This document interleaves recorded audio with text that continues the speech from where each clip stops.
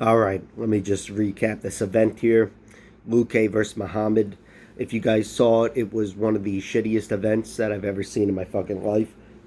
It was, it was all right, I guess, but it was disappointing for me because I'm a big Vicente Luque fan, and Bilal Muhammad did what I knew was possible but really didn't expect, and he shut Vicente Luque down.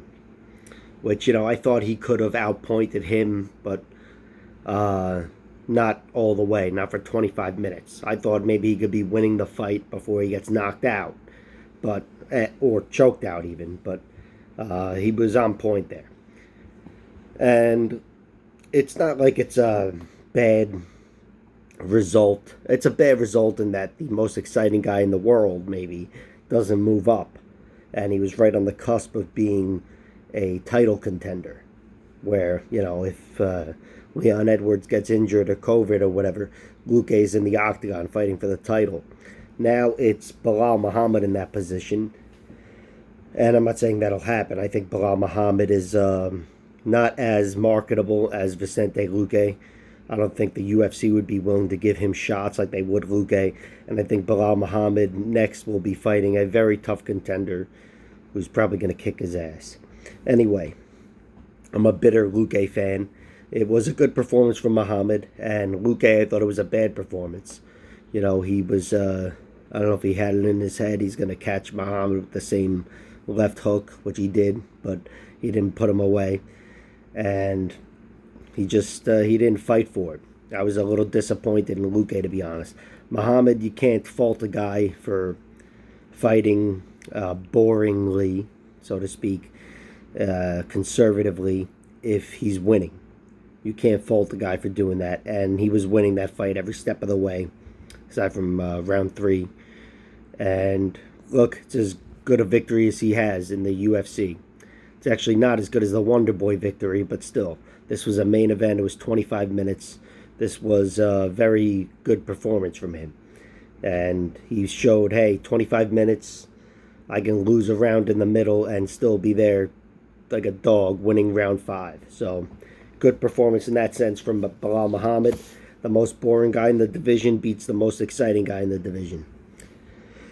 Next up, Bahayo had a really good performance. I picked against him there. I just thought, on paper, he's the weaker wrestler, but no, he's not. And, I knew right away when he was taken down in 20 seconds. I was like, all right, good bet, Will. And then he was reversed, or he had a beautiful sweep on Omar Gachiev, and that was like 20 seconds into the fight, and that was it. It was just him winning that fight until the very end, which came in the 3rd round. This event gave us 2 technical decisions, which is just fucking ridiculous. You see a technical decision, that's a fluke. To see 2 of them, that's like, should have played lotto, because those are the odds there. It's incredible. So, Bahayo still won a decision, looked good, a technical decision, and it went his way. But, whatever happened in the 3rd round, he took a knee to the head. He gave a knee to the head to Omar Gachiev, and whatever. There was a lot of bullshit. There was another technical decision down there somewhere. I'll get to when I get to it. And then there was something else with Rafa Garcia. Rafa Garcia got a beautiful finish, but he also had a point deducted. And just, it seemed like this night was destined for bullshit and horseshit and some really shitty fights. But still, good performance from Bahayo. Excited to see him return, and he's got to watch himself because, can't be losing points. Up next, Fialho takes out Miguel Baeza. This was beautiful. Baeza, I thought, was leading that fight, really kicking ass, and Fialho caught him. And look, Baeza now, he had that war with Ponzinibbio, which was his first loss, and that was a real war. It looked like it was taxing at the time, even though he survived it. And then his next fight, while it wasn't quite the war, he was finished in round 3 to Chaos Williams, who hits like a fucking tank. So I was worried, a little worried for Baeza's chin in this one, and proved to be compromised, I want to say. And I don't want to dismiss Fialho. Fialho's got a lot of first-round knockouts. That's where he does his best work.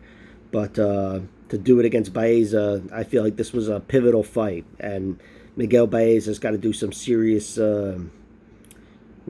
recuperating, and he's got to he's got to fight better now. He's got to fight slower and protect that chin at all times, because I don't know if he could trust it anymore. But good win from Fialho. I liked what I saw from him against Michel Pereira, and this was that was short notice, I believe. This one wasn't. This was a great win over a guy who just a year ago was considered a contender. Okay, where do we go from here? Mayra Bueno Silva took out Yanan Wu Yanan. That was a very good fight. I think it got fight of the night. It was kind of like back and forth, but Bueno Silva was the clear victor in the fight, and it was a great performance from her. She started off with a lot of submissions in the UFC. I think she has like 3 submissions. Jillian Robertson and whoever the fuck else. Marabuela, Beretta, Romero Beretta, whatever. You know who I'm talking about. The Italian chick. And she's she's got a great submission skills. Wasn't able to impose her skills in this one, but still, she's a very good fighter. She had that tough loss to Manon Fiorot, I believe, but she's a game fighter who's good enough to compete with anybody, I want to say. Pat Savatini and Tj Laramie. This was an okay fight. Pat Sabatini took a round for him to get his shit together, but once he did, he was just too much for TJ Laramie. Once he hit that takedown on TJ Laramie, that was the end of the fight, essentially, even though, there was still like another 7 minutes. But that's when he took over completely.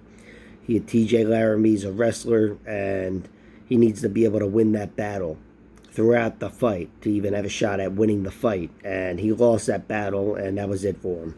But he did a good job surviving. Really good job. And he's a guy who I expected to be finished.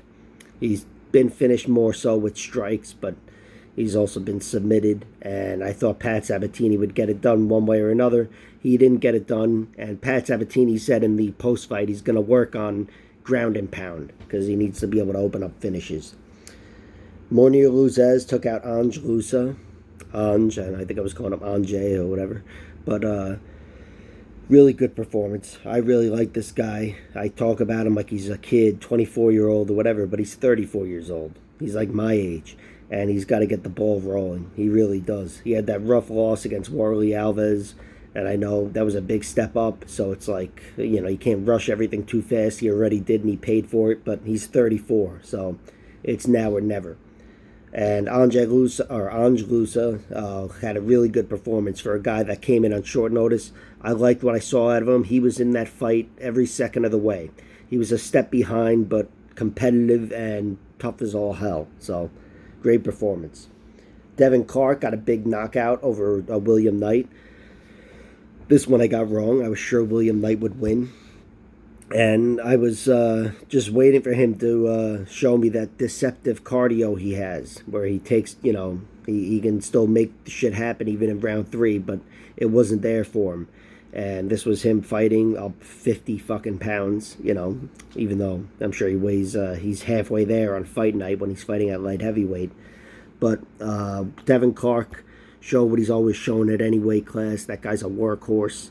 He doesn't stop fighting, and he's only getting better. His hands, his skills are getting sharper, and he was able to put William Knight out with a beautiful combination. I think it was like an uppercut and a left hook, or he's got good hands, Devin Clark, and he might have had a distinct physical advantage, a big reach advantage like he's never had before, and he put it to use. So really cool victory. Pani Kianzad took out Lena Landsberg. That was the second time she beat her, and I haven't seen the first fight, but look, Pani is a younger and better fighter here. She's very dogged. I hate that fucking word, but it's what she is. And She's a much better striker at range, I thought, than Lena Landsberg. Lena really only fought with her elbows, caught a big elbow in the second round that dropped Panny, and I scored the round for her just because it was such a big moment, although a little biased because I think it happened at the end of the round. But Panny, other than that, was just kicking her ass, and that was a great performance. She's really underrated. I don't think she's got the best record, but she's underrated, and she's definitely got a winning record. Drakkar Klose had a big moment over Brandon Jenkins. Drakkar Klose did what he needed to do. You know, he's a guy who I think he's got to finish maybe early on in the UFC, but not a lot of them, if any. You know, he's one of those guys where he's just a point fighter. He's been reduced to a point fighter at the UFC level, even though he's still a successful fighter. He's a point fighter, and he did what he needed to do here as a minus 800 favorite, whatever the hell he was. He needed to get a finish here, and he did. And it was beautiful. Wasn't any sort of one-punch knockout. He was fighting a guy who was much bigger than him, but he just outstruck him straight for 7 minutes and looked really ferocious. I think once he knew that Brandon was starting to break a little bit, he only got more excited and smelt the blood in the water, or whatever. Saw the blood in the water, and he beat the shit out of him. It was just a great finish for Drakkar Klose. And then afterwards, he kind of made an asshole out of himself. I don't know. Okay, whatever. They all get excited, you know, all fighters. Next up, Rafa Garcia versus Jesse Ronson. This was a pretty one-sided fight. You know, the first round was pretty close, but Rafa Garcia was definitely ahead. And once he hit that first takedown in the first round, it was his round. He looked really good. And then he hit Ronson. What the fuck did he do? I think he hit him with a knee in the head. It's all blurred to me now. But I think he hit him with a knee in the head and to a downed opponent. And Ronson recovered. They restarted the fight. And then it was just Rafa Garcia again. Took him down, took his back and choked him out. Really good victory. Some might say it was tainted. I don't think so.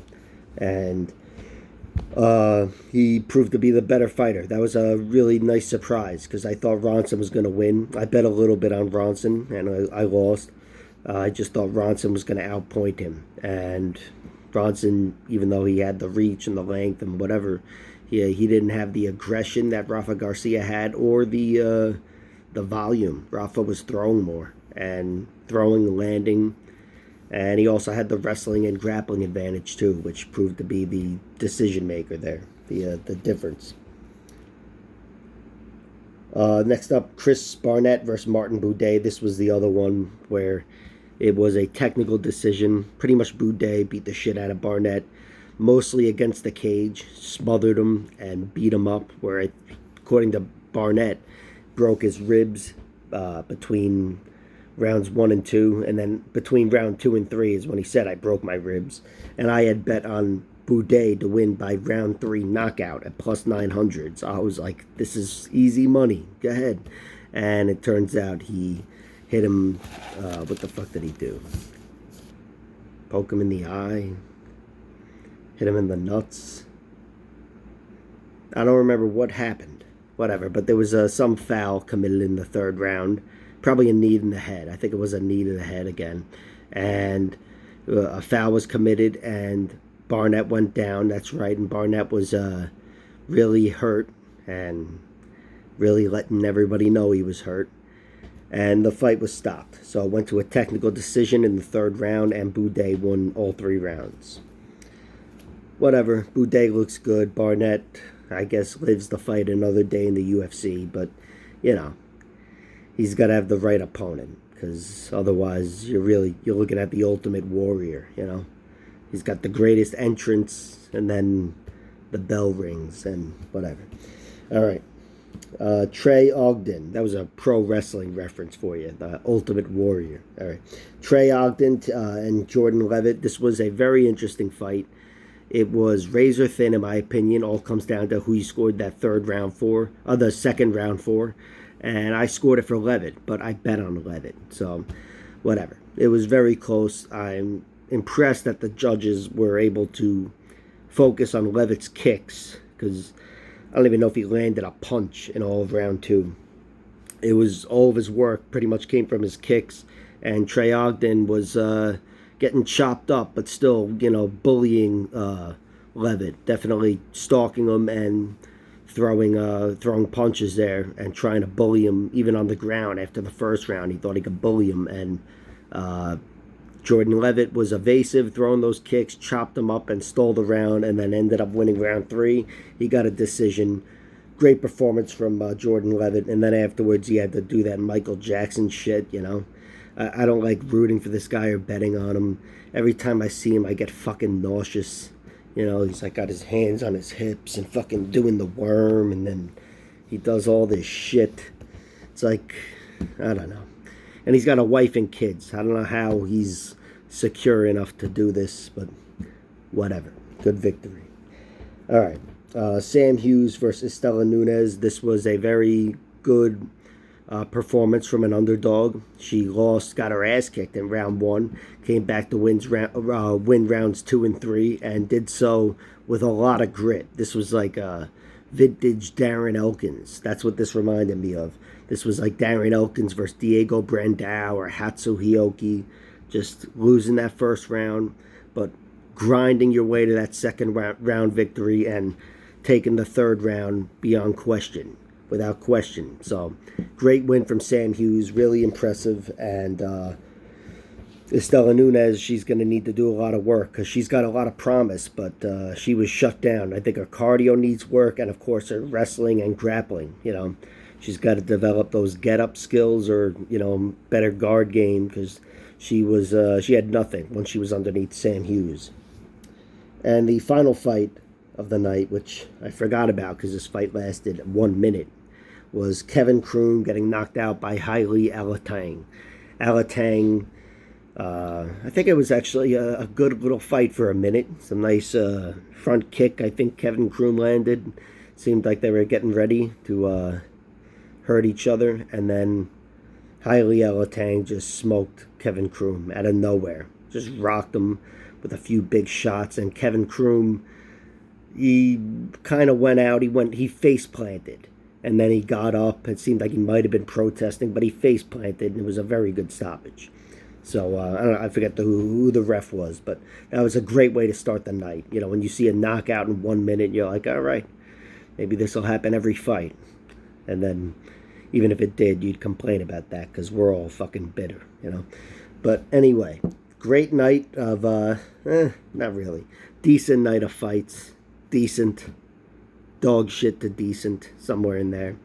And on to the next one. Who do we got? Lemos, that's how you pronounce it. Lemos versus whoever the fuck, Andrade. And we will see what happens. I will give you guys a preview, and that'll probably drop tomorrow to sound like a douchebag. All right.